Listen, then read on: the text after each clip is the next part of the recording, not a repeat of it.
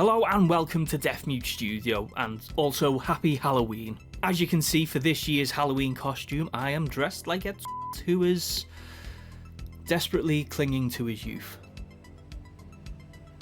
So my usual Halloween consists of watching 2 or 3 films throughout the day or the night of Halloween. And it's usually the same films, The Thing, The Exorcist and The Day of the Dead. As films go, it's a pretty solid 3 to watch on Halloween, but this year I've decided to do something a bit different and get out of my cinematic comfort zone. So throughout October I've been watching horror films that I've never seen before. Some old, some new, some somewhere in the middle. In this video I'm going to go through all the films I've watched over Halloween, give you my thoughts on them, and then announce which one is the winner of Halloween 2021. So in no particular order, scanners. A scientist trains a man with advanced telepathic ability called scanning to stop a dangerous scanner with extraordinary psychic powers from waging war against non-scanners. This was a long time coming. I'd heard a lot about scanners and I was really looking forward to it. The iconic head explosion scene. Did you ever see that scene in Scanners when that dude's head blew up? And the biggest stamp of approval that is, it's a David Cronenberg film. There was no way I wouldn't like this film. Oh, how I was wrong. It's not bad, but it's not great either. It's very meh. And the head explosion scene comes at the very beginning of the film and it's all downhill from there. The Hallow. A family who move to a remote mill house in Ireland find themselves in a fight for survival with demonic creatures living in the woods.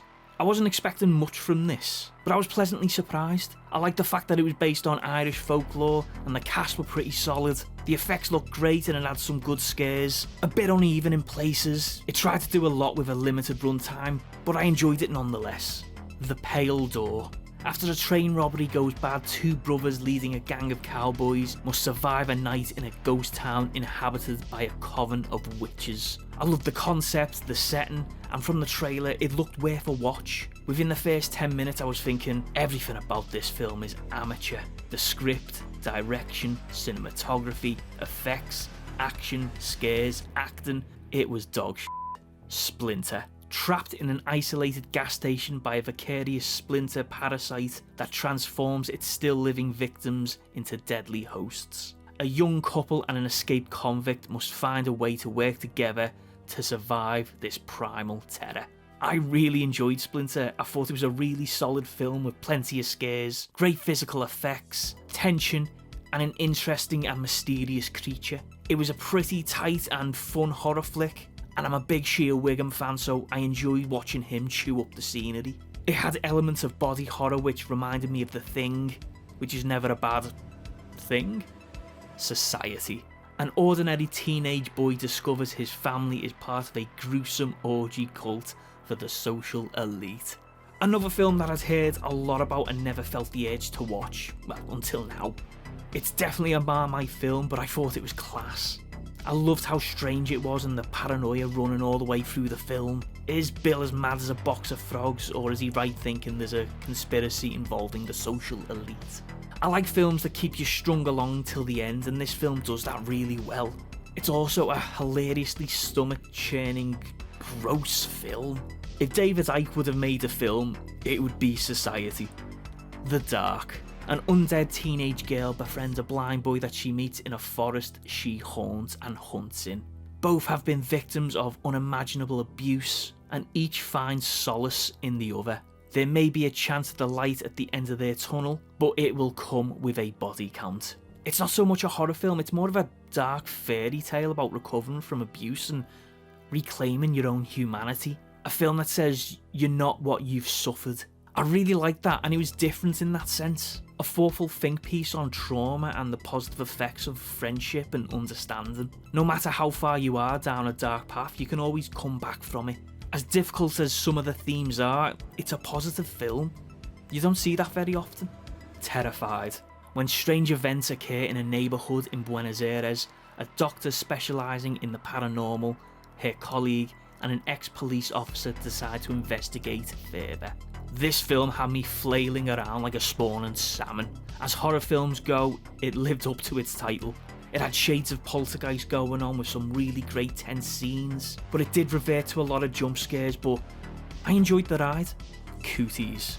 A mysterious virus hits an isolated elementary school, transforming the kids into a feral swarm of mass savages. An unlikely hero must lead a motley band of teachers in the fight for their lives. It's pretty much the American cousin of Shaun of the Dead. It's a simple concept and it doesn't really offer anything new or mind-blowing, but I enjoyed the absurdity, the characters, and everyone seemed to have really good character arcs. All the characters weren't immediately likeable, but find redemption throughout the film. I thought it was really fun, and if you're a fan of Rainn Wilson, I think you'll have a lot of time for this film because he owns every scene he's in. VHS 94. A police SWAT team investigates about a mysterious VHS tape and discovers a sinister cult that has pre-recorded material which uncovers a nightmarish conspiracy. The VHS series is very hit and miss, as are most anthology films really. The best thing you can wish for with films like these is if you get at least 2 good segments, which I think VHS 94 delivers. I always enjoy the VHSs because I never go into them with high expectations, and you're always guaranteed to get at least one really cool segment. The Fog. An unearthly fog rolls into a small coastal town exactly 100 years after a ship mysteriously sank in its waters. Honestly, I'm kind of ashamed that I've only just watched The Fog. It's really one of them films I should have watched in my teens, but for whatever reason, I didn't. I'm a huge John Carpenter fan, but I'm not a huge fan of The Fog. I just thought it was so-so. It's alright. The visuals are great and the score is absolutely incredible, but the film as a whole, not for me.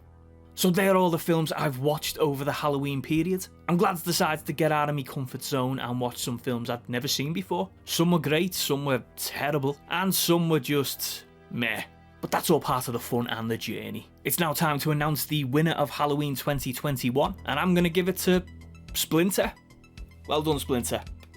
So that's my Halloween Not the Film review of 2021. Have you seen any films on the list? Do you disagree with any of my thoughts? What films are you going to watch or have watched over Halloween? Are there any horror films that you'd like to recommend? Let me know in the comments section and social media. Please like the video and subscribe to the channel, but most of all, thanks for watching. Happy Halloween.